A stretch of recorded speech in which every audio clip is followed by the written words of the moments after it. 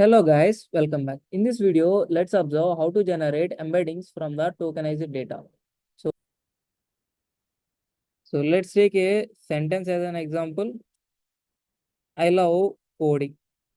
So let's take this as an example. Now, in order to create embeddings for this, first we need a model as well as a tokenizer. So those we need to import from transformers library. So that's why I'm importing those models as well as tokenizers are already available in transformers library, so I'm using it. The tokenizer you can import like this, as well as which model you want, that also you need to import. For this lab, in order to tell you about embeddings, I'm using a BERT model. But model. Now first create our tokenizer by using auto tokenizer dot from pre-trained model. The model I want to use is BERT base case model I want to use. Whatever the tokenizer you used, whatever the model that you used to create your tokenizer, the same model you need to create. The reason behind this is if you use different tokenizers for tokenizing the data, and if you send that tokenized data to different models, it leads to provide you some errors. So make sure you're using both tokenizer as well as model belongs to same model. Currently, I'm importing a BERT model from pre-trained model, that is this BERT base case model. Okay, now we created our tokenizer as well as our model. So let's tokenize our sentence. I want to store the tokenized data in token, or you can say input IDs or encoded data. So I want to encode it by using tokenizer. My sentence I want to encode it. So I'm using tokenizer of the sentence.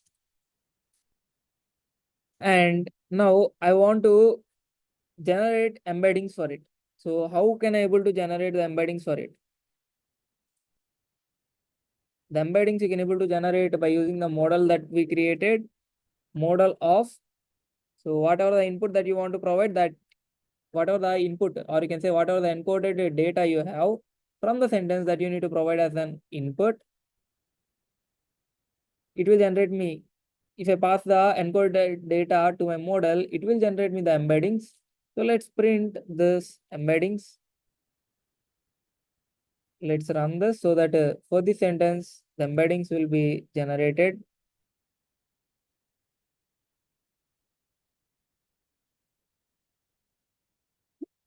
If you try like this, then your system may crashes. The reason behind this is here you need to return. Here you need to return the data.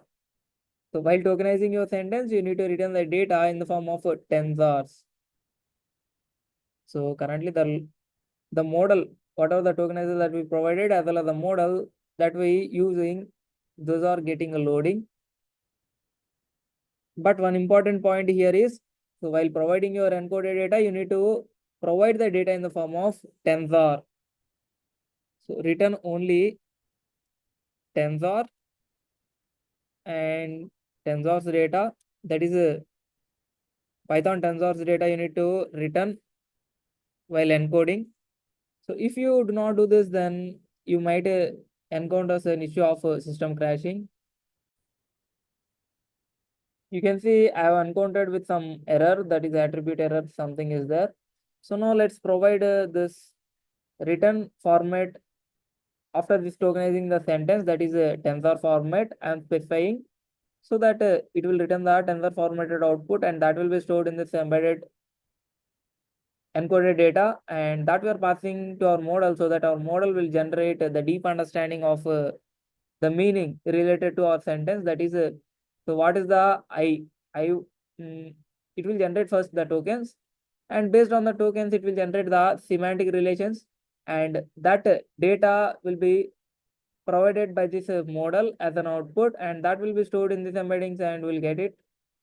So might we have, yeah, I think, yeah, we need to write the correct spelling. RETUR and return TNSORS. Yes. So let's rerun it again.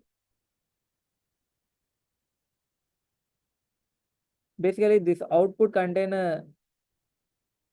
two two components. So those I'll explain. Yeah, you can see here. So if you observe it,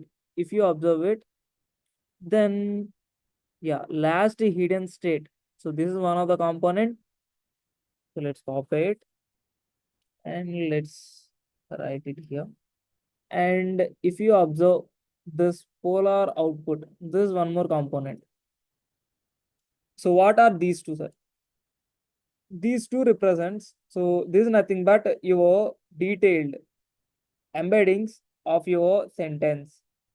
The sentence encoding with that sentence related meaningful semantics, whole things are present in this last hidden state.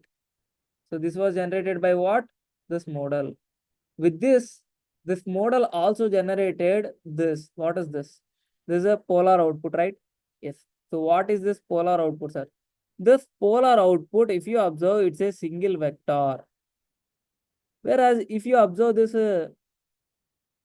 last hidden states, so it's a set of vectors.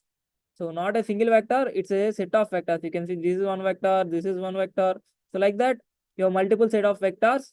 Whereas coming to this polar output, this is only a single vector. You can see. So from here, if you move on till end, there you can able to analyze that it's a single. Yeah. So there you can analyze that it's a single vector. What our model will provide us an embeddings. As an embeddings, our model will provide us multiple vectors of last hidden state, as well as a a single vector of this polar output. Then what this polar output represent, as well as what this last hidden state represent. This last hidden state represent the semantic meaning of our sentence, whereas this is a single polar vector. So what does it represent, sir? It represents your sentence related to summarization. Your sentence related summarization will be represented by this single vector, or sentence classification will be represented by this polar output, that is this is single vector.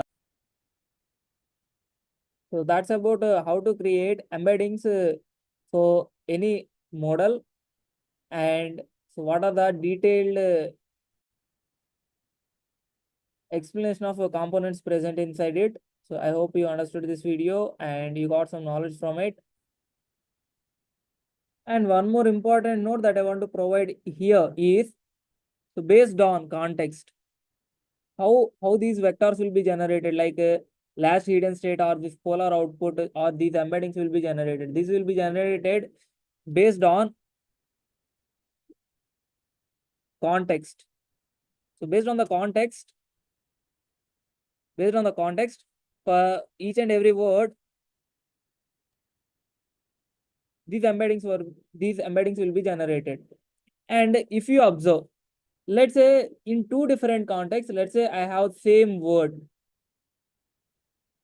then during that case, based on the context, for every word, different embedding different embeddings were generated different embeddings were generated for the same vector. That means for the same word, based on context. If the context is different, then it will generate, these embeddings will be generated differently. So that's about this video. I hope you understood this video as well as these embeddings. And if you this video is useful, then please like, share, subscribe, and hit the bell icon to get the latest updates. Thanks for watching again. See you back in the next video with another interesting topic. Until then, bye bye, guys.